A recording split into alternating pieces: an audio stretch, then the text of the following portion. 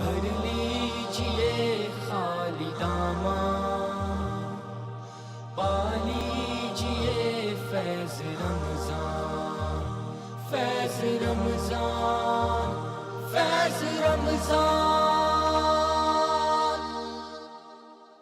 اب جو ہمارا سیگمنٹ ہے وہ ہے خاص مہمان کا، اور آج جو ہمارے معزز مہمان گیسٹ ہمارے ساتھ تشریف فرمائے، ایک بڑا طویل آپ کا ماشاءاللہ تعارف ہے، مفتی بھی ہیں، MBA فائننس بھی ہیں، جناب شیخ الاسلام مفتی تقی عثمانی صاحب کے بہت خاص اور بہت قریبی طالب علم بھی ہیں، اور ساتھ ہی یہ بھی بتاتے چلیں آپ کو کہ آپ ممبر ہیں AAO IFI بحرین کے، اور ساتھ ہی مختلف جو شریعہ بورڈز ہیں اور پاکستان میں کمیٹیز بنائی گئی ہیں ان کے ممبر بھی ہیں، اور ایک بڑا آپ کا کام ہے اس حوالے سے۔ ہمارے ساتھ تشریف فرمائے جناب مفتی ارشاد احمد اعجاز۔ السلام علیکم۔ وعلیکم السلام ورحمۃ اللہ وبرکاتہ۔ مفتی صاحب کیسے ہیں؟ الحمدللہ، اللہ کا بہت احسان ہے، جزاک اللہ، آپ نے بلایا۔ الحمدللہ۔ رمضان المبارک کیسا گزر رہا ہے آپ کا؟ الحمدللہ، اللہ کا بہت احسان ہے، کرم ہے، اللہ کا شکر ہے، اچھا گزر رہا ہے۔ الحمدللہ الحمدللہ۔ یہ اتنی ساری چیزیں آپ کے ساتھ ماشاءاللہ وابستہ ہیں، اور مختلف شریعہ کمیٹیز ہیں، بورڈز ہیں، بحرین سے بھی آپ کا تعلق ہے، وہاں پہ بھی آپ ایک کمیٹی کے ممبر ہیں، تو بحرین میں بھی چیزوں کو انجام دینا، پاکستان میں بھی ایک کو چھوڑ 1 2 3 4 مختلف اداروں کے ساتھ وابستگی مینج کیسے کر پاتے ہیں اس کو، اتنا سب کچھ ایک ساتھ لے کے چلنا؟ بسم اللہ الرحمن الرحیم۔ دیکھیے، اصل میں یہ جو بحرین والا جو لکھا ہے آپ نے، خصوصاً یہ بحرین کا جو AOFI ہے، جی یہ جو accounting and auditing organisation for Islamic financial institution, جی یہ اسلامی بینکنگ کی اسٹینڈرڈ بنانے والی باڈی ہے۔ جی۔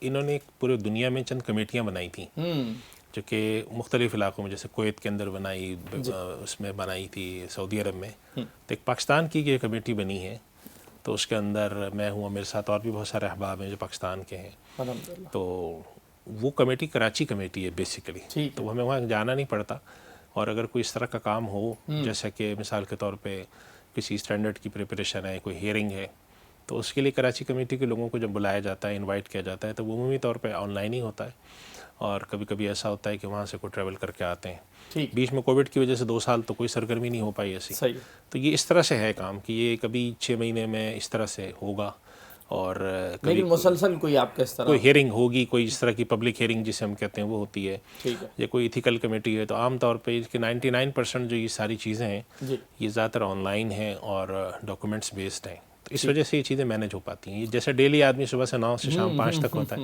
یہ اس سے ذرا مختلف چیز ہے، اس سے ذرا چینج ہے۔ ٹھیک ہے، ٹھیک ہے۔ مفتی صاحب ذرا یہ بھی فرمائیے گا کہ ایک طرف مفتی بھی ہیں آپ ماشاءاللہ، تقی عثمانی صاحب کے طالب علم بھی ہیں، شاگرد بھی ہیں، دوسری طرف MBA فائننس بھی ہیں، اور آپ کا جو سارا سلسلہ شروع ہوا، کیونکہ ہم دیکھتے ہیں کہ جو لوگ عصری تعلیم میں ماشاءاللہ بڑا نام پیدا کرتے ہیں، ان کا جو مذہب کی طرف ہے لگاؤ بہت زیادہ نہیں ہوتا ہے، یا دینی تعلیم کی طرف آنے کا، تو آپ کو یہ بیک گراؤنڈ ساری چیزیں گھر سے ملیں کہ جی دونوں کو لے کر چلنا ہے، یا ذرا دنیاوی تعلیم کے بعد خود ہی احساس ہوا کہ نہیں تھوڑا سا ادھر بھی توجہ دینی چاہیے، تھوڑا سا اپنا تعلیمی سفر کے دیکھیے، اصالتاً تو میں ایک جسے کہہ سکتا ہوں، میں اپنے تعارف میں کہتا ہوں میں اصلاً مولوی ہوں۔ اچھا۔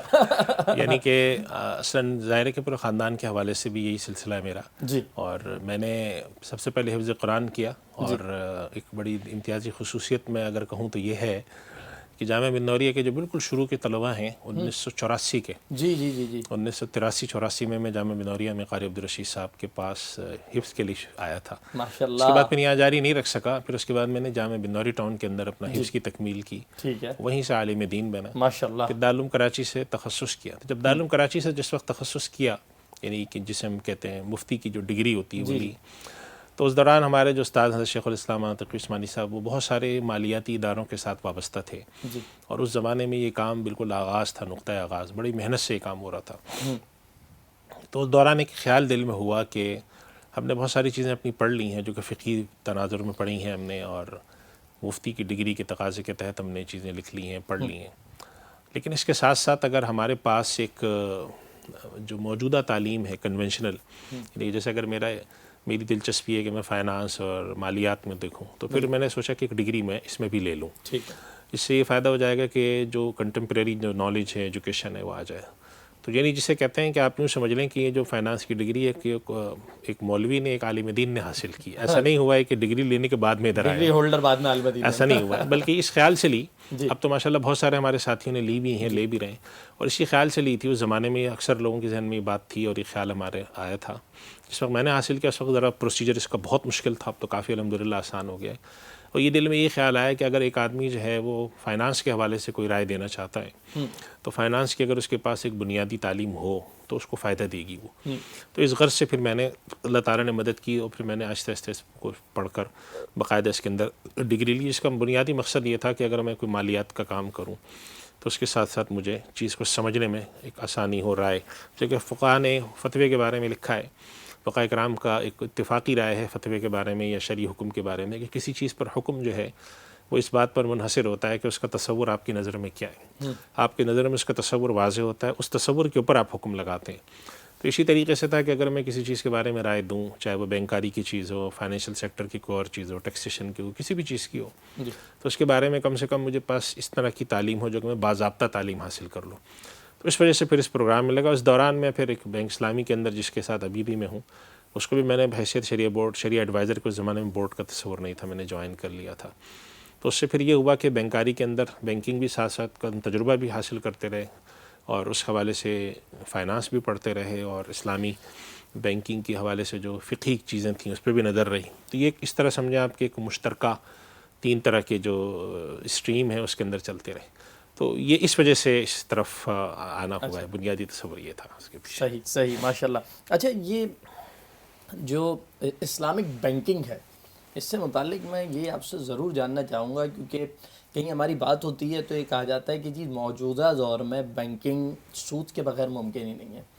اچھا, اب جب بات ہوگی جی اسلامک بینکنگ تو سامنے سے بالکل صاف جواب ہمیں ملتا ہے کہ نہیں, بینکنگ کسی بھی قسم کی اسلامی ہو غیر اسلامی ہو سود کے بغیر گزارا نہیں ہے. جتنی بھی اسلامک بینکنگ ہے وہ بھی سود کے ساتھ ہی ہو رہی ہے. اس پہ ذرا آپ روشنی ڈالیے گا کہ یہ بات صحیح ہے تو کس حد تک صحیح ہے, اور اسلام میں پھر اس کی کیا گنجائش ہے, اس کو فرمائیے. دیکھیے, میں یہ بات اس کے جواب میں 2 باتیں عرض کروں گا. میں جی. پہلی بات تو یہ ہے کہ اگر آپ پچھلے کوئی 40-50 سال پہ نظر ڈالیں تو واقعتاً مسلمانوں کا یہ ایک کارنامہ ہے, میں یہ کہوں گا کہ انہوں نے اس بات کو امت کے سامنے, لوگوں کے سامنے پیش کیا کہ بینکنگ, جو کہ بنیادی طور پر اس کا تصور بینکنگ کا یہ کہ لوگوں کے پاس جو پیسے ہیں وہ ایک جگہ اکٹھے کر کے ان کو اکانومی میں استعمال کیا جائے, چینلنگ آف فنڈ جسے ہم کہتے ہیں, کہ اس کے بارے میں یہی تصور تھا جو آپ نے کہا, یہ تو سود کے بغیر چلتا ہی نہیں ہے. جی.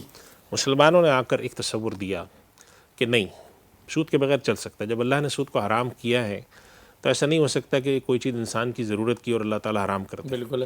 اس کا مطلب یہ ہے کہ انسانوں نے غلط چیز کی عادت اپنے یہاں ڈالی ہے, اس کو ختم کر کے اس کی جگہ اگر کوئی چیز ایسی ہے جو کہ انسانوں کی ضرورت کی, مثال کے طور پہ پیمنٹ سسٹم ہے, بینکنگ ہے, اس سے انسانوں کی ضرورتیں اچھی طرح سے پوری ہوتی ہیں, تو اس کا مطلب یہ ہے کہ پھر اللہ نے اس کا کوئی جائز متبادل ضرور رکھا ہوگا. یہ فکر جو ہے, یہ فکر اگر آپ ٹریس کریں تو 1955-60 سے آپ کو ملتی ہے. پھر جا کے ضیاء الحق صاحب کے زمانے میں 1980 میں 80 اور 90 کے درمیان پاکستان سے باہر اس پہ تجربے بھی ہوئے. آج جا کر دنیا میں کوئی بات سمجھ آ چکی ہے اور لوگ سمجھ چکے ہیں کہ اس ماڈل کو کسی اور طریقے سے چلایا جا سکتا ہے. اب سوال یہ ہے کہ آج کی دنیا میں, جو دوسری بات میں عرض کرنا چاہتا ہوں کہ آج کی دنیا میں کیا ہو رہا ہے. تو آج کی دنیا میں ہو یہ رہا ہے کہ اس وقت دنیا میں حضرت مولانا تقی عثمانی صاحب استاد محترم نے بھی پچھلے دنوں ایک گفتگو اس پہ خصوصی طور پہ فرمائی تھی کہ یہ ایک ایسے مرحلے میں داخل ہے کہ اب ضروری یہ ہے کہ حکومتیں اور ادارے اور پورا سسٹم اس کو سپورٹ کر کے اوپر لائے. یعنی جب کوئی نظام شروع ہوتا ہے تو ابتدائی مرحلے میں اس میں بہت کمزوریاں ہوتی ہیں, پھر وہ تھوڑا بڑھتا رہتا ہے, تھوڑا سا پنپتا ہے, وہ جسے کہتے ہیں اس میں تھوڑی سی گروتھ آتی ہے. جب وہ گروتھ آ کے خاص لیول پہ پہنچتا ہے تب اس کے بعد پورا ایک انوائرمنٹ جو ہوتی ہے, پورا ایکو سسٹم ہوتا ہے, پورا آپ کا لیگل سٹرکچر ہوتا ہے, سسٹم ہے, وہ سب اس کی اگر حمایت میں آ جائیں اور اس کو پروموٹ کریں, اس کے حوالے سے کام کریں, اس پر ریسرچ بھی ہو, علمی کام بھی ہو, ریگولیٹری کام بھی ہو, لا بھی اس پہ بنے, عدالتی سسٹم بھی بنے, تب جا کے وہ کچھ عرصے میں پنپتا ہے. اب مسئلہ اس وقت یہ ہے کہ اسلامی بینکنگ دنیا میں جہاں پر بھی ہوئی ہے, آغاز اس کا لوگوں نے اپنے تئیں کیا ہے. صحیح ہے. حکومتوں نے کوئی بہت زیادہ اس میں ایسا تعاون کیا ہو کہ کوئی حکومت نکل کر آ گئی ہو اور اس نے کہا کہ ہم کریں گے, ایسا بہت زیادہ نہیں ہوا ہے, بہت مختصر ہوا ہے. ٹھیک ہے. اب جب یہ ایک ایسے مرحلے پہ آ کے کھڑا ہے, اب ضرورت یہ ہے کہ اس نظام کے اندر جو خوبیاں ہیں اس کو سامنے رکھ کے اس نظام کو لا کر جو دوسرے ایسے سسٹم جو کہ اسلام اور کے قرآن اور حدیث کے اصولوں کے خلاف ہیں ان کو دھیرے دھیرے ختم کیا جائے. عملی طور پر ہمارے یہاں ایسا ہو نہیں رہا. کچھ بینک ہیں جو اسلامی کام کر رہے ہیں تو کچھ بینک ایسے ہیں جو کنونشنل کر رہے ہیں. جس بڑے پیمانے پر ایک پولیٹیکل سپورٹ کی ضرورت ہوتی ہے, کنڈیوسو لیگل انوائرمنٹ آپ کو ڈیولپ کرنی ہوتی ہے, سپورٹ, بہت ساری چیزیں ہوتی ہیں, جب وہ سب مل کر جمع ہوتی ہیں تو ایک سسٹم آہستہ آہستہ اوپر آتا ہے اور دھیرے دھیرے اس کی خامیاں ختم ہوتی ہیں. ہم جس زمانے میں فقہ کی تعلیم حاصل کرتے تھے تو ہمارے استاد فرمایا کرتے تھے کہ دیکھو تم جس زمانے میں فقہ کی تعلیم حاصل کر رہے ہو اس زمانے میں اور آج سے 100 سال پہلے جب اسلامی فقہ عملی طور پر خلافت عثمانیہ میں اور بر صغیر میں نافذ تھی, ان دونوں میں ایک فرق آ گیا ہے. وہ فرق یہ آ گیا ہے کہ جب سے برٹش لا آ کر امپلیمنٹ ہوا ہے تو فقہی امپلیمنٹیشن جو ہے فقہ کی وہ بہت کم ہو گئی ہے. جب کم ہو گئی ہے تو عملی مسائل سامنے آنا کم ہو گئے. جب عملی مسائل سامنے نہیں آتے تو ایک نوعیت کا اس کے اندر جسے ہم کہتے ہیں کہ تھوڑا سا ٹھہراؤ آ جاتا ہے. اب کیا ہوا ہے, فرق پڑا ہے. آپ فرق یہ پڑا ہے کہ اس وقت اسلامک فائنانس کے اندر میں یعنی اسلامی مالیاتی نظام, اسلامک ایجوکیشن, حلال فوڈ کا کتنا بڑا کام ہے, حلال کی سرٹیفکیٹ, پھر اسلامک میڈیا, یہ سب جب مل کر آئے ہیں تو بہت سارے ایسی چیزیں ہیں جو اب لوگوں نے ایکسپلور کر کے اس پر کام شروع کیا. آج ہم اس پروگرام میں بیٹھے ہیں, آج سے 15 سال پہلے یہ پروگرام مدارس میں ممکن نہیں تھے, لیکن جب لوگوں نے اس اہمیت کو جانا تو لوگوں نے سوچا کہ آخر ہم موسیقی کے بغیر, بعض ایسی خرابیوں کے بغیر اس پروگرام کو اگر ہم استعمال کریں تو اس کی کیا صورت نکل سکتی ہے. پھر ڈیجیٹل تصویر کے پر مباحث ہوئے, اب جا کر اس کے پر ایک طرف لوگ رائے قائم ہو رہی ہے کہ یہ ہو سکتا ہے. تو میرے کہنے کا مقصد یہ ہے کہ جب عملی طور پہ دنیا میں کام شروع ہوتے ہیں تو پھر ہوتا یہ ہے کہ اس کے اندر نا ریسرچ اور تحقیق شروع ہوتی ہے. تو اب اسلامی بینک اس مرحلے پہ آ چکا ہے, اسلامک بینک نہیں کہنا چاہیے, اسلامک فائنینشیل سسٹم, جس کے اندر بینک شامل ہے, تکافل شامل ہے, کیپٹل مارکیٹ انسٹیٹیوشن شامل ہے. اب ایسے مرحلے پر آ گیا ہے کہ اس کے لیے حکومتی, اور جسے ہم حکومت کے بجائے ہمیں کہنا چاہیے اس کے لیے پولیٹیکل سپورٹ چاہیے ہوتی ہے. پولیٹیکل سپورٹ یہ کرتی ہے آ کر کہ آپ کے لیے قانون سازی کرتی ہے, نمبر 1. نمبر 2, آپ کے لیے پالیسی میکنگ کرتی ہے نیشنل لیول پر, اور نمبر 3 کچھ عملی اقدامات کرتے ہیں کہ بھئی ہم یہ کام کریں گے اپنی موجودگی میں. جب یہ ساری چیزیں ملتی ہیں پھر جا کے کوئی سسٹم 15-20 سال میں اپنا نتیجہ دیتا ہے. تو اس وجہ سے جب ہمارے یہاں بہت سارے لوگ کریٹیسزم کرتے ہیں تو کچھ تو علمی رخ پر ہیں, وہ ظاہر ان پر ڈیبیٹ چلتی رہتی ہے. دنیا کا کوئی بھی ایسا فن, کوئی ایسا علم نہیں ہے جس کے اوپر آپ ڈیبیٹ نہ دیکھیں. آج بھی آپ چلے جائیں تو اوپن ہارٹ سرجری کے 10 خلاف لوگ لکھنے والے موجود ہوتے ہیں. تو یہ کوئی ایسی بات نہیں, علمی گفتگو ہونی چاہیے, اس لیے کہ علمی گفتگو اس بات کی نشانی ہوتی ہے کہ یہ معاشرہ سوچتا ہے یا سوچنے والے لوگ ہیں.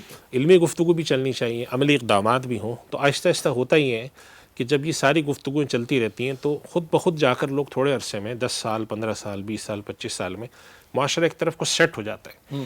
آپ اس کی مثال یہ سمجھیں کہ جس زمانے میں فقہائے کرام, آج سے کوئی 1000 سال 1200 سال پہلے فقہائے کرام, حضرت امام حنیفہ رحمۃ اللہ علیہ جتنی بھی فقہ ہیں, تو اس زمانے میں فقہائے کرام کا تصور اس طرح سے نہیں تھا جیسے آج آرگنائز تقلید کی شکل میں. لیکن دھیرے دھیرے جب فقہائے کرام نے اپنے اجتہادات شروع کیے, لوگوں کی ضرورتیں دیکھیں کہ بھئی آج لوگوں کے اندر علمی صلاحیت ویسی نہیں ہے, ضرورتیں ہیں کہ لوگوں کو مسائل بتائے جائیں, تو جسے ہم کہہ سکتے ہیں کہ 200-300 سال کے اندر خود بخود امت نے اس بات کو سمجھ لیا کہ آج ہمیں کسی ایک منہج کو, کسی ایک طریقہ کار کو, میتھڈالوجی کو فالو کر کے لوگوں کو کہنا چاہیے آپ ان کو فالو کر لیں. وہ چیزیں آگے چل کر جو ہے وہ فقہی مکتب فکر کہلانے لگے.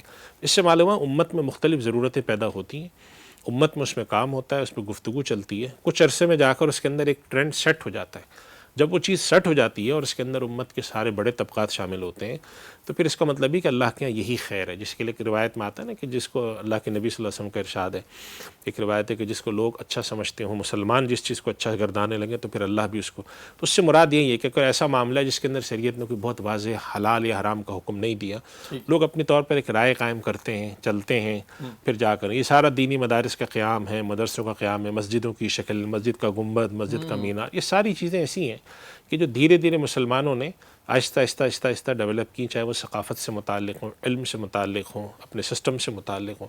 جب یہ چیزیں آ گئیں تو اب یہ چیزیں آنے کے بعد اس کے اوپر 2 طرح کی گفتگو ہے. ایک تو یہ گفتگو علمی رخ پر ہونی چاہیے, اور ایک یہ کہ کچھ لوگ بلا وجہ میں ہر بات کو جسے کہتے ہیں نا ناپسند کرتے ہیں, تنقید کرتے ہیں. تو ایسی تنقید تو ہوتی رہتی ہے, تو اس پر تو کوئی اتنی خاص توجہ دینے کی ضرورت بھی نہیں, اس لیے کہ آج بھی آپ کسی بھی چیز کو اٹھائیں تو ایسے بہت سارے لوگ مل جاتے ہیں تو دنیا کی کسی چیز سے مطمئن نہیں ہے. بالکل صحیح ہے. تو اس پر تو گفتگو بیکار ہوتی ہے. تو اس وجہ سے جو لوگ یہ سمجھتے ہیں نا کہ سود کے بغیر بینکنگ کا سسٹم نہیں چل سکتا, تو یہ لوگ اس قدیم نظریے کو پروموٹ کر رہے ہیں جو یہ سمجھتے تھے کہ سود کے بغیر تو چلتا نہیں ہے. تو ہم کہتے ہیں مسلمانوں نے کر کے دکھایا کہ چلتا ہے. اب اگر ان کو ایک پولیٹیکل سپورٹ مل جائے, سسٹم مل جائے, تو یہ سسٹم بالکل اپنے 100% نتائج بھی دے سکتا ہے. لیکن ظاہر ہے ابھی تو پورے سسٹم کا 20% بھی نہیں ہے, بالکل 80% تو دوسرا سسٹم ہے. تو ظاہر ہے اس کے نتائج نہ ویسے ہو سکتے ہیں, نہ اس درجے کے اس کے اندر جو ہے جسے کہتے ہیں ایفیشنسی آ سکتی ہے, نہ اس درجے کی پرفیکشن آ سکتی ہے. یہ چیزیں دھیرے دھیرے آہستہ آہستہ ہی ہوں گی انشاءاللہ. لیکن آنے والے وقتوں میں جب ابھی اتنے ہم نتائج اس کے مرتب اللہ تعالیٰ فرما رہے ہیں, تو آنے والے وقتوں میں ہم بالکل اس کی ہوگا, بات دیکھیں گے بالکل انشاءاللہ. ہوگا انشاءاللہ. یہ بیان کیجیے گا کہ جس طرح اسلامک بینکنگ کی بات ہو رہی ہے, تو اور یہ اب بہت تیزی سے یہ شعبہ بڑھ بھی رہا ہے آگے, تو اس میں جو مدارس کے طلبہ ہیں ان کے لیے کوئی خاص اچھا اسکوپ دیکھتے ہیں آپ آنے والے وقتوں میں؟ دیکھیں مدارس کے طلبہ جو ہیں ان کا صرف اسکوپ اس میں ہی نہیں ہے, ٹھیک ہے, بلکہ یہ سمجھنا چاہیے کہ اسلامی نقطہ نظر سے جتنی بھی تحقیقات شروع ہوئی ہیں اس کے اندر آپ چاہے حلال کی فیلڈ دیکھ لیں, چاہے اسلامک بینک کی فیلڈ دیکھ لیں, اسلامک اسکولز کی فیلڈ دیکھ لیں, اور اسلامک میڈیا کی فیلڈ دیکھ لیں. اس کے علاوہ ایک اور تصور بھی آیا ہے, وہ تصور یہ ہے کہ جو عام بزنس ہے جو کہ نہ اسلامک بینک کے یا اسلامک فائنانس کے انڈر آتا ہے, ایک عام کمپنی ہے 50 سال سے کام کر رہی ہے, اس کمپنی کے مالکان کو دنیا میں ایک تصور آیا اسلامک بینکنگ کے اور اسلامک فائنانس کے آنے کے بعد, کہ کمپنی کے لوگوں نے سوچا کہ کبھی ہم اپنا کمپنی کا سارا معاملہ بھی کچھ علماء کے سامنے لے جا کر کہیں کہ ذرا بتائیں ہم جو کر رہے ہیں وہ صحیح ہے. صحیح ہے. جیسے کہتے ہیں نا کہ ایک کانسیپٹ مینجمنٹ سائنس میں ہوتا ہے نا, بزنس پروسیس ری انجینئرنگ کا, کہ انہوں نے ری انجینئرنگ کی کہ بھائی شریعہ کے لحاظ سے تو ہم انالائز کرائیں. 50 سال سے ہم بیٹھے ہوئے, تیسری نسل کام کر رہی ہے. تو اب بہت سارے اس سیگمنٹ کے اندر لوگ آ رہے ہیں جو آ کر کہتے ہیں کہ جی ہمیں کوئی سرٹیفکیٹ نہیں چاہیے حلال کا, لیکن ہم چاہتے ہیں کہ 2 حضرات 3 حضرات ہمارے ساتھ ایسے آپ بھیج دیں جو آ کر ہماری کمپنی میں HR پالیسی ہے, پروڈکشن ہے, مارکیٹنگ ہے, پروکیورمنٹ ہے, 50 چیزیں ہیں. اس کا جائزہ لینے کے بعد ہمیں ایڈوائز کریں کہ ہم کہیں غلطی کرتے ہیں, شرعی نقطہ نظر سے خلاف ورزی ہو رہی ہے, کوئی ایگریمنٹ ایسا ہم کرتے ہیں, کوئی ڈسٹریبیوشن ایسی کرتے ہیں فلاں. تو ایک تصور یہ پیدا ہوا لوگوں میں, اور اب اس پر کافی بڑے پیمانے پر آپ چلے جائیں کراچی کے اندر بہت ساری جگہوں پہ, کراچی, لاہور, اسلام آباد میں آپ کو بہت سارے ایسے بزنس مین ملیں گے, انڈسٹری کے لوگ ملیں گے جو اس چیز کو سمجھتے ہیں کہ نہیں ہمیں کرنا چاہیے.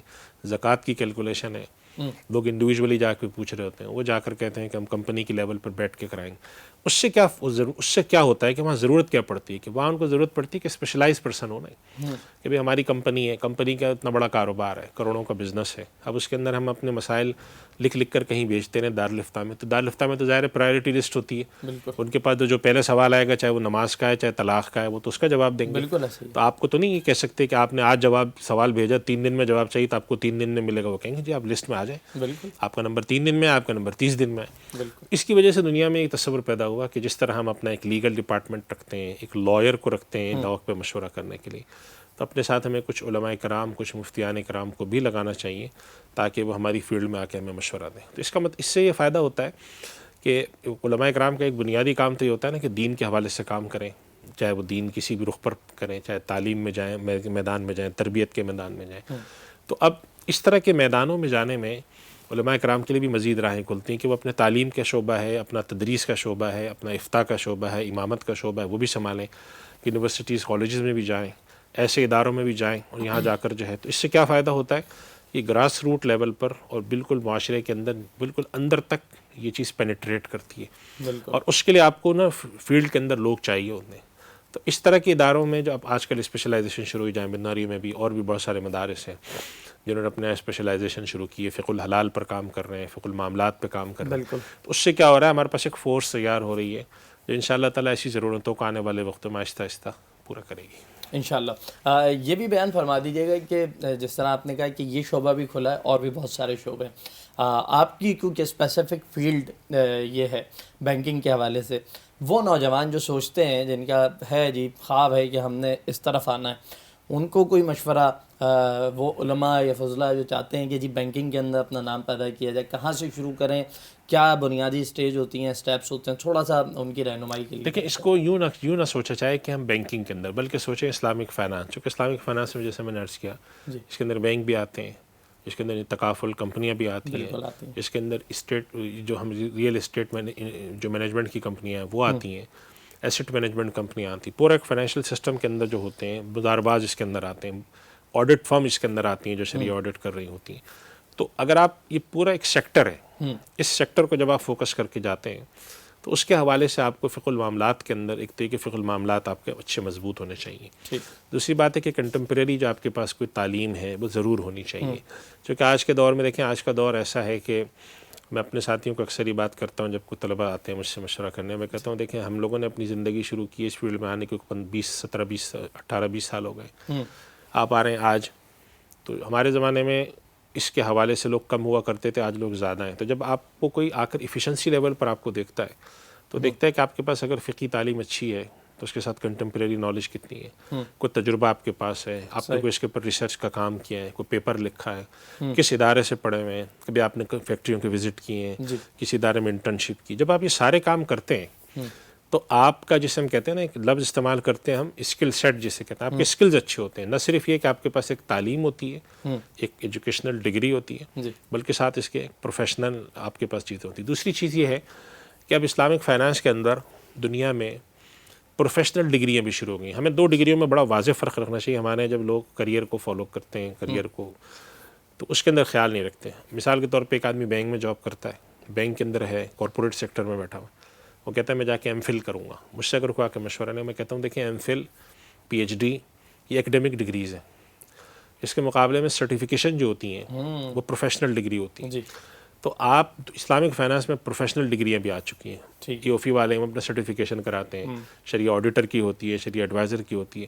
اس کا بینیفٹ آپ کو کیا ہوتا ہے کہ وہ آپ کے ساتھ علمی گفتگو بہت زیادہ ڈیٹیل میں جا کے نہیں کرتے کہ فقہی نقطۂ نظر سے فلاں امام نے کیا کیا، فلاں امام وہ آپ سے گفتگو کرتے ہیں اس نقطۂ نظر سے کہ آج تک کے جو اسٹینڈرڈ سیٹ ہے اس کے لحاظ سے یہاں پر کیا ہونا چاہیے، یہاں پہ کیا ہونا چاہیے. جس کا مطلب یہ ہے کہ آپ کے پاس ایک گراؤنڈ کی نالج ہوتی ہے.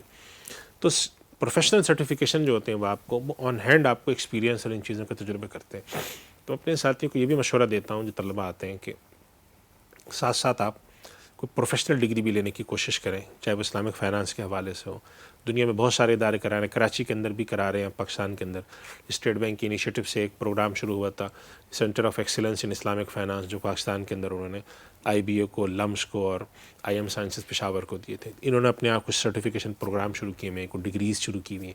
اس سے آپ کو ایک اوورآل بینیفٹ کیا ملتا ہے کہ آپ کے پاس فقہی بنیاد اچھی ہوتی ہے جو آپ نے پڑھ کر آئے، فقہ المعاملات کر کے آئے، یہ ڈگری آپ کے پاس موجود ہے، آپ نے کوئی انٹرنشپ کی بھی ہے، کوئی ریسرچ پیپر لکھا ہے، کسی چیز کے ساتھ ایسوسیشن ہے. تو آپ کی جو معلومات ہوتی ہیں، یہ نالج ہوتی ہیں، وہ آپ کی اس لحاظ سے بھی اچھی ہوتی ہے کہ اس کے ایکڈیمک بیک گراؤنڈ بھی اچھا ہے آپ کا، اور پریکٹیکل ایکسپوجر بھی آپ کے پاس اچھا ہوتا ہے. پھر جب آپ کسی چیز کو شروع کرتے ہیں تو پھر وہاں آپ کو جا کر جسے ہم کہتے ہیں الف با تا سا سے نہیں شروع کرنا پڑتا.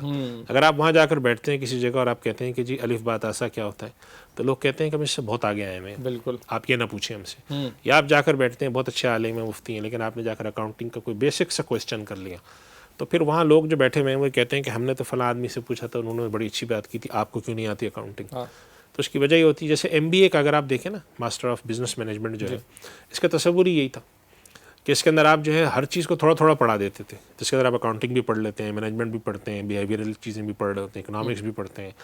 اس کا بینیفٹ آپ کو یہ ملتا ہے کہ جب آپ کسی پوزیشن پہ جا کے بیٹھتے ہیں تو ہر چیز آپ کو تھوڑی تھوڑی آ رہی ہوتی ہے. اب جو سرٹیفکیشن پروگرام ہے یا اسلامک فائنانس کے اندر جو بعض ڈگریز ہو رہی ہیں، یا فقہ المعاملات کے اندر بھی جو بعض ادارے پڑھا رہے ہیں جیسے جامعۃ الرشید میں بھی ہیں، تو وہ یہ کرتے ہیں کہ باقاعدہ ایک تو پروفیشنل یہ جو فقہی تعلیم ہے وہ تو دیتے ہی دیتے ہیں، لیکن کچھ پروفیشنل چیزوں کے اوپر بھی ایک تربیت فراہم کرتے ہیں. جامعہ بنوری کا بھی جو اس طرح کا ارادہ ہے، اور وہ جو اپنے لیکچر بھی رکھ رہے ہوتے ہیں جامعہ بنوری میں بھی 2-3 دفعہ آ چکا ہوں اس حوالے سے. تو اس کا ایک فائدہ یہ ہوتا ہے، ابھی حال میں ہی جامعہ بنوریہ کے جو استاد ہیں مفتی عبید الرحمن روفی صاحب، انہوں نے ہماری کلاسیکل بڑی مشہور زمانہ کتاب فقہ کی ہدایہ، تو اس کے اوپر انہوں نے عصری تطبیقات جیسے کہ پریکٹیکل اپلیکیشن کے حوالے سے اس کی انہوں نے ایک طباعت کی کتاب یہیں سے شائع ہوئی ہے جامعہ بنوریہ سے، اور وہ طباعت ہو گئی ہے اس کتاب کی. اس کے اندر انہوں نے توجہ اسی پر دی ہے کہ ہم ایک مسئلہ پڑھتے ہوئے آ رہے ہیں، آج کے دور میں ہم اس کی اپلیکیشن کیسے کریں. چونکہ آج کے دور میں سب سے بڑی اہم بات یہ ہو گئی، یہ پھیلاؤ بہت ہے. ڈیجیٹل بینکنگ کی طرف آپ چلے جائیں، وہاں الگ ہو گیا ہے، ایزی پیسہ والے اس بینکنگ کی طرف چلے جائیں، مائکرو وہ الگ ہو گیا ہے، کرپٹو کی طرف چلے جائیں وہ الگ تو پھیلاؤ بہت ہے. بالکل. تو اگر اتنا زیادہ پھیلاؤ ہے تو اس کے لیے پھر ہمیں ہر فیلڈ کے اندر کچھ نہ کچھ ماہرین چاہیے جو لوگوں کو ایک رہنمائی فراہم کرتے ہیں. تو اس طریقے سے چلنے پر انشاءاللہ امید ہے کہ کافی بہتر طریقے سے کام مینیج ہو سکتا ہے انشاءاللہ. اور جس طرح آپ نے کرپٹو کا بھی ذکر کر دیا ہے، اور کیونکہ ہمارے پاس سوال بھی ہے، سوال یہ ہے کہ اسلامک بینکنگ بھی پھیل رہی ہے جی پوری دنیا کے اندر، آگے بڑھا انشاءاللہ الحمدللہ اسٹیپ بائی اسٹیپ چیزیں. دوسری طرف مفتی صاحب صورتحال یہ ہے کہ کرپٹو جس طرح آپ نے بھی ذکر کیا، ایک نیا شور، اور جی نوجوان تو ماشاءاللہ لگ گئے اس کے پیچھے. اچھا، ہو یہ رہا ہے کہ ہم اگر برصغیر میں دیکھیں تو علماء کی طرف سے کوئی باقاعدہ کوئی مدلل فتویٰ یا ریسرچ اس کے اوپر 100% ہمیں نہیں ملی ہے. مڈل ایسٹ کی طرف دیکھیں تو وہاں سے ہمیں علماء کی رائے کچھ مختلف نظر آ رہی ہے. تو ذرا آپ اس کے اوپر روشنی ڈالیے گا کہ کیا معاملہ ہے, کس طرح ہے, کوئی ایک ویژن کلیئرٹی کے ساتھ آئے کہ ادھر بڑھنا چاہیے نہیں بڑھنا چاہیے, کرپٹو کیا ہے, اس تک اس کے ذریعے آپ اپنا کام کرتے ہیں, جائز ہے نہیں ہے, تو کیونکہ ایک مخمصہ ہے, کلیئر نہیں ہو رہی سچویشن. دیکھیے میں اس پہ عرض کروں, دو باتیں عرض کرتا ہوں. پہلی بات تو یہ کہ ایک نئی چیز ہے یہ, جی, اور جب کوئی نئی چیز دنیا میں آتی ہے تو جسے ہم کہتے ہیں نا, ایک تھوڑا سا ایک سادہ الفاظ میں کہنا, تھوڑی سی دھما چوکڑی مچتی ہے, ہاں, اچھل کود ہوتی ہے, چیزیں ادھر ادھر جاتی ہیں. اسی لیے لوگ کہتے ہیں کہ جب کوئی چیز نئی چیز آتی ہے نا تو گرد اڑتی ہے, اس کے بعد جب گرد بیٹھتی ہے تو چیزیں واضح ہوتی ہیں. تو گرد اٹھنے اور بیٹھنے میں تھوڑا وقت لگتا ہے. اب کرپٹو کے اندر آپ دیکھیں, کرپٹو شروع ہوا, اب اس وقت دنیا میں کرپٹو میں جتنے بھی لوگ گئے ہوئے ہیں, جو نوجوان ہمارے جاتے ہیں, ان کے پیش نظر ایک ہی بات ہے کہ کرپٹو کے اندر مارکیٹ میں کیپٹل گین اچھا ہے, اس کی ویلیو آج ہم یہاں ڈالے کل بڑھ جانی ہے. تو ایک تو یہ اس کا ہے سیگمنٹ کہ اس کے اندر لوگ دیکھ رہے ہیں, ہر آدمی سوال پوچھتا ہے جس کو نہیں بھی پتا کہ کرپٹو کیا ہوتا ہے, یا جس کو نہیں بھی آپ سمجھا بھی نہیں سکتے, ایسے لوگ ملتے ہیں کہ کرپٹو ہے کیا. جی, جی, وہ صرف ایک چیز جانتا ہے کہ اگر میں 100 روپے لگا رہا ہوں تو مجھے 1 سال بعد یہ 150 روپے ملیں گے, مجھے گین ملے گا, تو میں لگا سکتا ہوں یا نہیں. میرے پاس سوالات آتے رہتے ہیں, خواتین سوال پوچھ رہی ہوتی ہیں بسا اوقات, اور ایسی جگہوں سے پوچھ رہی ہوتی ہیں کہ میں ان کو سمجھا ہی نہیں سکتا کہ کرپٹو کیا چیز ہے, فائنانس کیا چیز ہے. میں ان کو بس یہ عرض کرتا ہوں کہ آپ دیکھ بھال کے اس میں پیسہ لگائیں, اس لیے کہ اس کے اندر ابھی پچھلے دنوں رپورٹنگ بھی آئی تھی کہ بہت سارے لوگوں نے ایک شو کیا کہ ہم کرپٹو آپ کا کام کریں گے, پیسے لے کے رفو چکر ہو گئے. اس لیے کہ یہ ماڈرن جتنی بھی ڈیجیٹل چیزیں آئی ہیں, اس کے اندر ایک بڑا ایک لوگوں کے پاس ایک ہاتھ آ گیا ہے کہ جیسے پہلے مضاربہ اسکیم تھی تو اس کے اندر پیسے لوٹنا ذرا مشکل ہوتا تھا انڈیویجول, اب تو بڑا آسان ہو گیا ہے کہ وہ جا کر الٹے سیدھے کام کر کے لوگ کرتے ہیں. بالکل بالکل تو ایک تو یہ بات ذہن میں رکھیں کہ نئی چیز ہے. صحیح ہے. دوسری بات یہ رکھیں کہ بشمول گلف ہو, چاہے یعنی کہ عرب دنیا ہو, ہندوستان پاکستان ہو, یہاں پر ابھی جو کرپٹو کا موضوع ہے اس پر ہمارے جو بڑے حضرات ہیں انہوں نے توقف کیا ہوا ہے. یعنی ایک توقف سے مراد یہ ہوتی ہے نا کہ ایک تو آفیشیل اسٹیٹمنٹ آ جائے, اور ایک یہ کہ وہ اپنی نجی گفتگو میں یا کسی نے پوچھ لیا کوئی بات کا اظہار کرے, تو وہ ایک الگ بات ہے. ابھی تک بہت سارے ہمارے جو حضرات ہیں ان کا اطمینان نہیں ہوتا, خصوصاً وہ 2-3 چیزوں کو دیکھتے ہیں کہ بھئی ابھی تک حکومت نے اس کو ریکگنائز نہیں کیا ہے, قانونی طور پہ درست نہیں کہا ہے. تو آج اگر ہم کسی کو کہتے ہیں کہ کرپٹو میں پیسہ لگاؤ تو وہ کیسے لگائے گا, پاکستان سے باہر پیسہ کیسے نکالے گا, تو اس میں کچھ بہت ساری قانونی پیچیدگیاں بھی ہیں. اس وجہ سے ہمارے یہاں جتنے بھی حضرات ہیں, بشمول ہمارا جہاں پروگرام آج جامعہ بن نوریہ میں کر رہے ہیں, یہاں کا دارالفتہ لے لیں, جامعۃ الرشید لے لیں, دارالعلوم کراچی لے لیں, اور بہت سارے ہمارے جو ادارے ہیں انہوں نے ابھی اس کے اوپر کوئی بہت ایک جیسے کہتے ہیں نا بہت ہی مربوط منضبط رائے آفیشیل ابھی شائع نہیں کی. لوگ سوالات ظاہر ہے ہزارہا لوگ سوالات پوچھتے ہیں تو اپنی رائے دیتے رہتے ہیں کہ بھئی ہمارا خیال ہے, ہمارا اس پہ ابھی اطمینان نہیں ہے لیکن تحقیق جاری ہے. میرا یہ گمان ہے اس میں, جو چونکہ اس سے وابستگی ہے تھوڑی سی, جب تک کہ حکومت کی طرف سے اس کے حوالے سے کچھ قوانین واضح نہ ہو جائے. اس کی ایک وجہ یہ ہے کہ کرپٹو کے اندر 2 چیزیں ہیں, ایک تو ہے کرپٹو میں کرنسی کا ہونا, اور ایک کرپٹو میں ہے نان کرنسی چیزیں, ٹوکن ہم جسے کہتے ہیں. تو کرپٹو کے اندر جو کرنسی کا مسئلہ ہے, تو کرنسی کے اوپر دنیا میں کوئی بھی ملک اتنا آسانی سے اپنے, چونکہ کرنسی جاری کرنے کا اختیار آج تک جو پچھلے 100 سال میں ہم دیکھیں تو حکومتوں کا ہی رہا ہے, حکومت ہی کرنسی ایشو کرتی ہے. ایون کہ کسی کو پرائیویٹ سیکٹر میں کرنسی کے نوٹ بھی نہیں چھاپنے دیتی, حکومت نوٹ تک خود چھاپتی. تو کرنسی کے معاملے میں, کرپٹو کرنسی کے معاملے میں جب تک کہ حکومت خود اجازت نہ دے تو ہم یہ نہیں کہہ سکتے کہ ہم اپنے ملک میں آ کر کسی سے کہیں کہ تم ایک تو پاکستان کی اپنی کرنسی چل رہی ہے, ایک فورن کرنسی چل رہی ہے حکومت کی اجازت سے, اور ایک تم اپنا پیرالل کرنسی کا سسٹم لا کے یہاں شروع کرو, کیونکہ اس سے بہت سارے مسائل کھڑے ہوتے ہیں. تو ہم یہ سمجھتے ہیں کہ لوگوں کے حقوق, لوگوں کے مال اور دونوں لوگوں کی دولت کو ضیاع سے بچانے کے لیے یہ ضروری ہے. اور پچھلے دنوں آپ نے سنا بھی ہوگا کہ پاکستان کی عدالتوں نے بھی اور پاکستان میں جو مختلف فورم بنے انہوں نے بھی یہ بات حکومت سے اور اداروں سے درخواست کی ہے کہ آپ اس حوالے سے جلد از جلد کوئی قانون سازی کریں, کیونکہ قانون سازی بعض دفعہ قانون کا دیر سے بننا جو ہوتا ہے بڑے مسائل کھڑے کر دیتا ہے. تو ابھی بھی یہی ہے کہ ابھی آپ اگر حکومت کے پاس کوئی شکایت آتی ہے کہ فلاں آدمی نے پیسے کرپٹو میں لگائیں, تو ظاہر سی بات ہے جو حکومتی ایجنسی ہے مثلا FI ہے, تو اس نے تو یہ دیکھنا ہے جب قانون نہیں ہے تو اس نے جا کے چھاپا مار کے پکڑنا ہے کہ آپ نے کیسے لگائے پیسے. جب وہ عدالت جاتے ہیں تو عدالت یہ کہتی ہے کہ آپ نے کس قانون کے تحت پکڑا ہے. تو یہ وہ والا گیپ ہے, لیجسلیشن کا گیپ ہے یہ لیگل. ایک چیز کلیئر ہو جائے کہ بھئی یہ چیز غلط ہے, حکومت اس کو اس حد تک مانتی, اس حد تک نہیں مانتی, اور اس حد تک اجازت دیتی, اس حد تک نہیں دیتی, تو پھر اس کے بعد آپ کے لیے کوئی اس کے اوپر حتمی رائے جاری کرنا آسان ہو جاتا ہے. تو بس یہ اس پر ابھی تک رائے ہے. اور باقی جو لوگوں نے پیسہ لگانا ہوتا ہے وہ لگاتے رہتے ہیں. وہ بہت سارے لوگ مجھ سے پوچھتے ہیں, جب بہت زیادہ اصرار کر کے پوچھتے ہیں تو میں عام طور پہ ان سے مزاحاً یہ پوچھ لیتا ہوں کہ تمہارے اس اصرار کرنے کی وجہ مجھے یہ لگ رہی ہے کہ تم نے یقیناً کوئی پیسہ لگایا ہوا ہے, تو کتنا لگایا ہوا ہے یہ بتاؤ مجھے.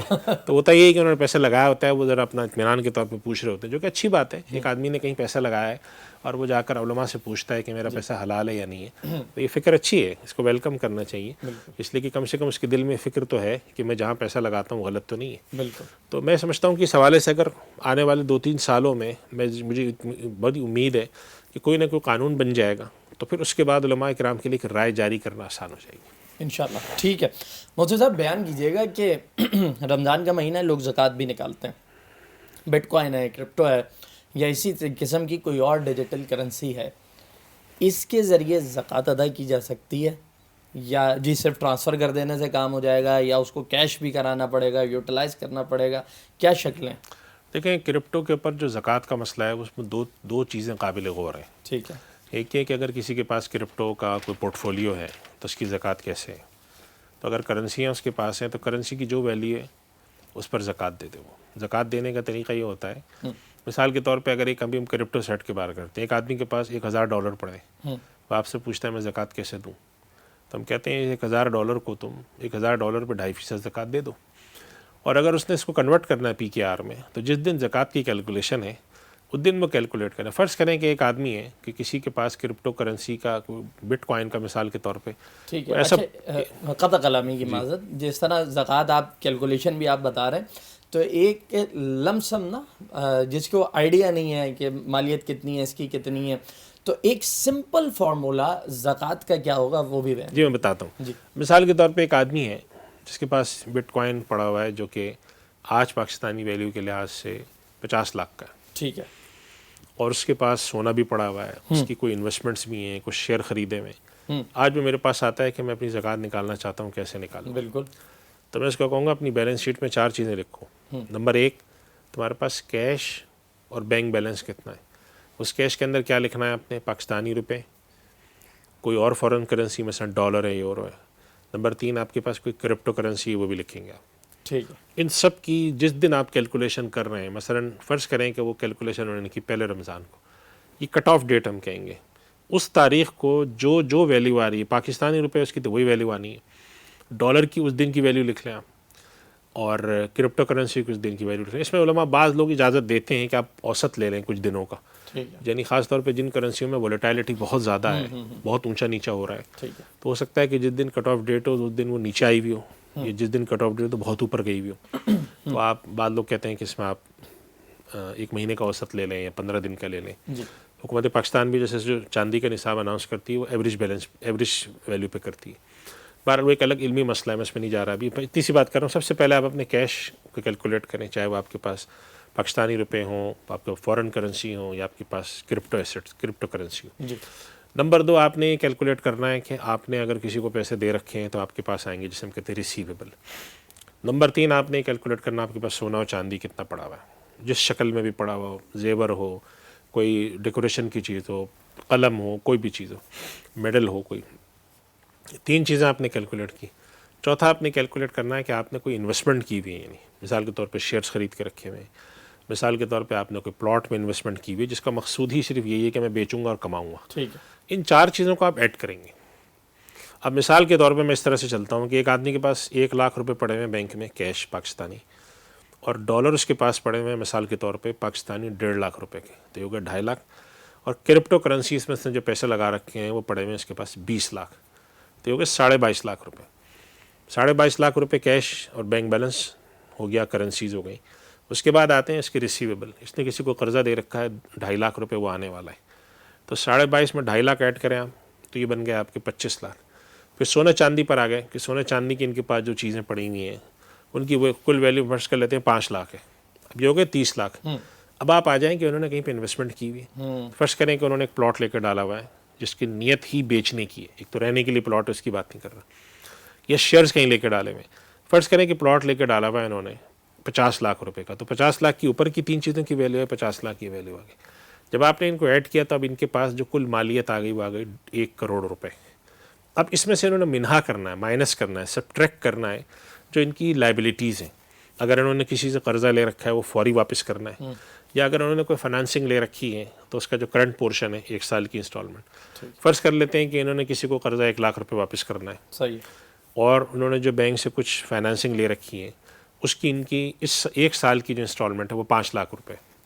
تو 5 لاکھ اور 6 لاکھ، 1 کروڑ میں سے 6 لاکھ آپ مائنس کریں گے تو آپ کے پاس بچیں گے 94 لاکھ. اس 94 لاکھ پہ آپ 2.5% زکوٰۃ ادا کر دیں. یہ ایک اس کا سمپل طریقہ ہے. اس کے اندر تھوڑی سی ڈیٹیل ہے، آگے جاتے ہیں کہ آپ کے جو ریسیویبل ہیں اس میں کوئی بیڈ پورشن بھی ہو سکتا ہے. اسی طریقے سے آپ نے جو انویسٹمنٹ کی ہوئی ہے تو اس کے اندر اگر شیئرز میں کی ہوئی تو اس کی آپ کیلکولیشن کیسے کریں، زکاتیبل نان زکاتیبل. لیکن وہ ایک لمبی تفصیل ہے، مختصر. ہر آدمی جو ہے 4 چیزیں اپنے پاس لکھ کے 5ویں چیز کو سبٹریکٹ کر سکتا ہے کہ اس طریقے سے میں اپنی بنا لوں.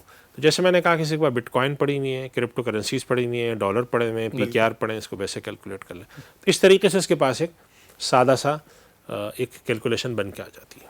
ٹھیک ہے.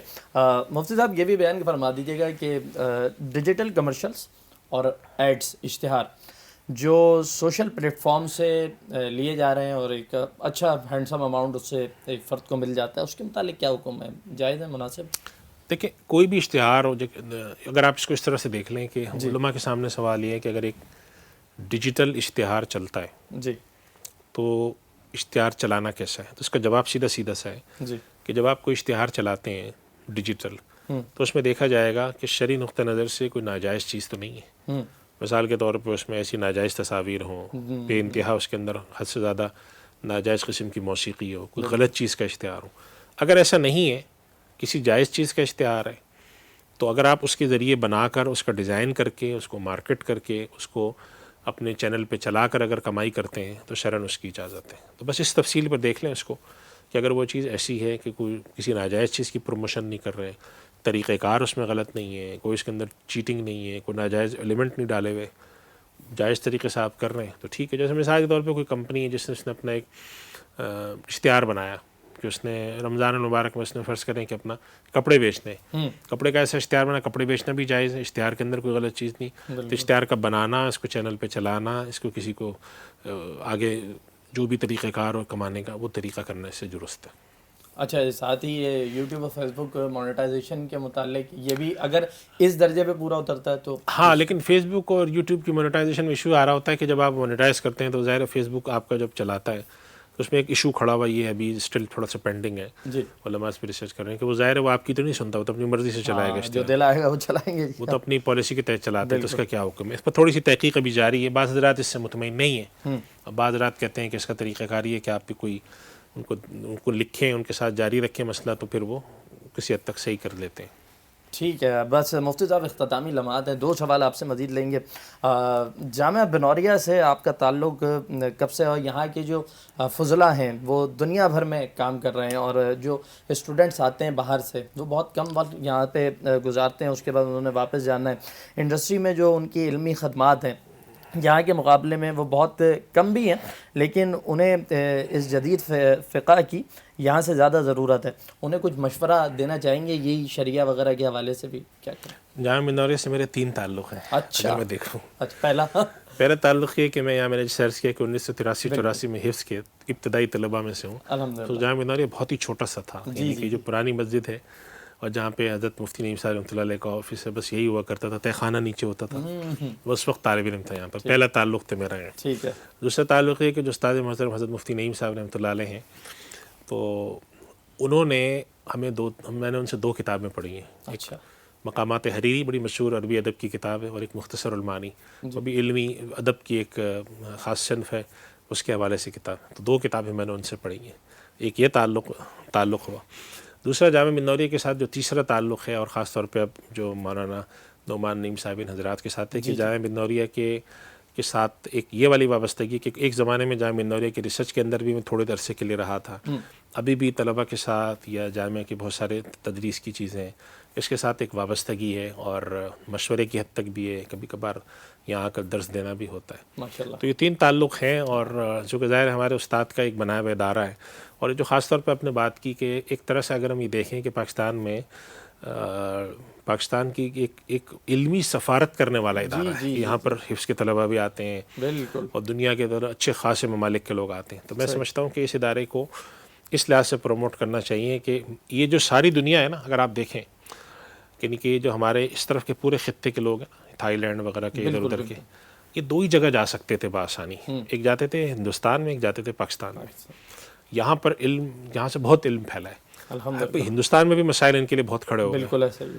تو اب پاکستان میں پچھلے عرصے مسائل ہوتے، اگر پاکستان ایسے لوگوں کو ویلکم کرتا ہے تو ان لوگوں نے جا کر وہاں پر پاکستان کا ہی سفیر بننا ہوتا ہے. بالکل ایسا ہی. تو چاہے کوئی سا بھی ملک ہو، تو وہاں پہ جا کے پاکستان کے سفیر بنتے ہیں. بلکہ ایک دو دفعہ جائے میں نوئرے کی میں ایک ویڈیو بھی دیکھ رہا تھا، کسی صاحب نے جا کر ایک ویڈیو ریکارڈ کی تھی، پتہ نہیں کسی افریقن کنٹری میں، کوئی صاحب بالکل افریقی، بڑی اچھی اردو بول رہے تھے، تو بڑی وائرل ہوئی تھی وہ. تو انہوں نے کہا مجھے بڑی حیرت تھی، اتنی اچھی اردو بول رہے ہیں. ان سے پوچھا کہ آپ کہاں پڑھے ہوئے ہیں؟ تو اس نے کہا میں جامعہ بنوریہ میں پڑھا ہوں. کیا بات ہے. تو وہ ایک طرح کی وہ دیکھو پتہ نہیں کون سا افریقی ملک ہے، تو وہاں پہ سفارت ہو رہی ہے. یہ تو میں ایک دنیاوی مفاد کی بات کر رہا ہوں. ایک دینی رخ پر دیکھیں کہ آپ یہاں سے اللہ کے پیغام کو حفظ کی شکل میں، علماء کی شکل میں دنیا میں کہاں کہاں پھیلانے کا سبب بنتے ہیں. قرآن کریم میں اللہ سبحانہ و تعالیٰ نے یہ جو دین کی خدمت کرنے والے ہیں، دین کے پھیلانے والے ہیں، اور اللہ کے نبی صلی اللہ علیہ وسلم نے حدیث میں جو فرمایا کہ اللہ اس شخص کو تر و تازہ رکھے جو میری بات کو سنے اور آگے تک پہنچائے. سبحان اللہ. تو اللہ کے نبی صلی اللہ علیہ وسلم کے پیغام کو، اللہ کے دین کو پھیلانا،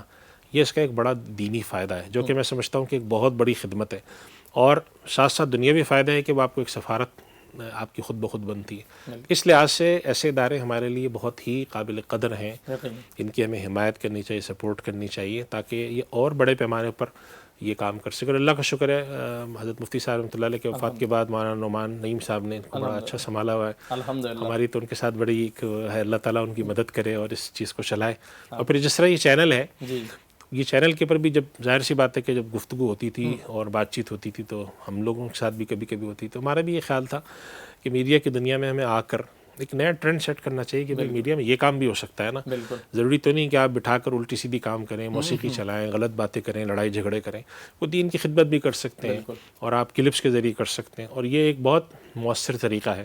تو کیوں نہ ہم اس کو اختیار کریں. تو اس لحاظ سے میں سمجھتا ہوں کہ یہ بہت اچھا اقدام ہے، اور ظاہر ہے کہ علمی رخ پر اس پہ تحقیق ہوتی رہے گی، پریکٹیکلی اس میں چیزیں ہوتی رہیں گی، تو انشاءاللہ اس کی افادیت بھی بڑھے گی انشاءاللہ. اور جس طرح آپ نے کہا کہ مولانا نعمان نعیم ماشاءاللہ لے کے چل رہے ہیں، اللہ تعالیٰ ان سے اسی طرح کام لیتا رہے. آخر میں مفتی صاحب یہ میں گزارش کروں گا، کیونکہ یوتھ بھی دیکھتا ہے اور نوجوانوں کو اس وقت بڑی پر امید موٹیویشن کی بہت زیادہ ضرورت ہے. تو کچھ دو الفاظ جو اس قوم کے، اس ملت کے آنے والی نسل کو، کہ جنہوں نے آگے جا کر اس ملک کو چلانا ہے، انہیں کیا میسیج دیں گے، کیا پیغام دیں گے؟ دیکھیں، پاکستان دنیا کے ان ملکوں میں ہے کہ جن کے اندر جو پاپولیشن کی جو کمپوزیشن ہے، اس میں جو ینگ جنریشن ہے اس کا حصہ جو ہے وہ 50% سے زیادہ ہے. یعنی پاکستان کی پاپولیشن میں 50% سے زیادہ لوگ وہ ہیں جو کہ نوجوان کہلاتے ہیں، اور وہ میرا خیال ہے کہ شاید 22-23 سال سے لے کر 30-32 سال کی عمر تک. یہ ملک کے فائدے کے لیے بھی ہیں اور دین کے فائدے کے لیے بھی. ایک بات ہمیں ذہن میں رکھنی چاہیے، اللہ تعالیٰ نے قرآن کریم میں 2 گروہوں کا ذکر فرمایا، حزب اللہ اور حزب الشیطان. حزب اللہ نے ان لوگوں کو قرار دیا جو اللہ کے پیغام کو آگے لے جاتے ہیں. میں یہ کہتا ہوں، اور جامعہ بنوریہ کا ایک یہ پچھلے دنوں جب جامعہ کے ساتھ میں بہت نشستیں نہیں، ایک بہت ہی پلانڈ ایک پروگرام ہے کہ ہم نہ صرف وہ نوجوان تیار کریں جو خالص علماء ہوں، بلکہ ہم ایسے نوجوان بھی تیار کریں گے جو شاید چارٹر اکاؤنٹنٹ ہوں، شاید ایک بینکر ہوں، شاید ایک انڈسٹریلسٹ ہو، شاید ایک سائنٹسٹ ہو، مگر ایک بڑا اچھا دیندار آدمی بھی ہو. یہ ہمیں کوئی ضروری نہیں ہے. یہ ہمارے یہاں جو تصور رکھا گیا ہے کہ دین صرف علماء پھیلائیں گے، علماء دین کی بنیادیں پکڑ کے رکھیں گے، یعنی سنبھالنا باغ ڈور. لیکن ہر آدمی جو ہے وہ اللہ کے نبی صلی اللہ علیہ وسلم کو امتی ہے، تو وہ اپنی فیلڈ میں رہتے ہوئے، چنانچہ آپ دیکھیں کہ اس طرح کی چیزیں عام ہو رہی ہیں کہ ایک چارٹر اکاؤنٹنٹ ہوتا ہے، عالم دین بنتا ہے، ایک بزنس مین ہوتا ہے. اس سے کیا فائدہ ہوتا ہے کہ دین نیچے تک رہتا ہے، پینیٹریٹ کرتا ہے. جہاں پر دین کے خلاف سرگرمیاں ہو رہی ہیں اور دین کے خلاف اتنے سارے کام ہو رہے ہیں، چاہے وہ NGOs کی شکل میں ہوں، چاہے وہ کسی علمی خدمت کی شکل میں ہوں، دین کے خلاف ہو رہا ہے، لبرلزم کو، الحاد کو پھیلایا جاتا ہے. وہاں ان نوجوانوں کا کام ہے اپنے ساتھ ساتھ اللہ کے اس پیغام کو بھی لے کر چلیں.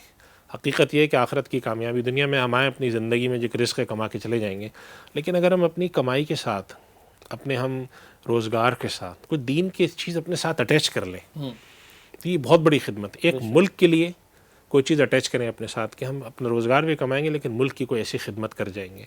ایک دین کے لحاظ سے کریں کہ بھئی ہم یہ کریں گے. اور ایک ہمارے یہاں چونکہ غربت بہت ہے تو کسی غریب کے لحاظ سے کہ بھئی ایک آدمی ایسا ہوگا جس کو میں سرپرستی کر کے پڑھا لکھا کے, اگر ہم اس طرح سے کریں اور کم سے کم یہ دل میں رکھیں کہ بھئی ہم کسی بھی شعبے میں جائیں ہم ہوں گے اللہ کے گروہ میں, حزب اللہ میں, چاہے ہم چاہے پینٹ شرٹ پہنے بیٹھے ہوں, ہم چاہے کسی وزیر کے اس میں بیٹھے ہوں, کمپنی کے اندر بیٹھے ہوں, لیکن ہم اللہ کے پیغام کی پروپیگیٹر ہوں گے. تو میں سمجھتا ہوں نوجوانوں کو دنیا بھی ملتی ہے اور وہ اللہ کے سپاہی بھی بن جاتے ہیں. کوئی ضروری نہیں کہ اللہ کے سپاہی جو ہے نا صرف اس شکل میں ہو. تو اگر یہ اس نیت کے ساتھ چلتے ہیں تو انشاءاللہ تعالیٰ مجھے بہت امید ہے کہ اللہ تعالیٰ نے اس خطے کے مسلمانوں نے جو قربانیاں دی ہیں اللہ اس کو ضائع نہیں کرے گا, لیکن مزید قربانیاں اگر دیں فیلڈ میں آتے ہیں تو یہ ان کی طرف سے کنٹریبیوشن ہو. انشاءاللہ. اور آپ نے بہت بڑا پیغام بہت سادے سے الفاظ میں قوم کو دیا, نوجوانوں کو دیا. اللہ تعالیٰ ہمیں عمل کرنے کی توفیق عطا فرمائے. بہت شکریہ مفتی ارشاد احمد اعجاز صاحب.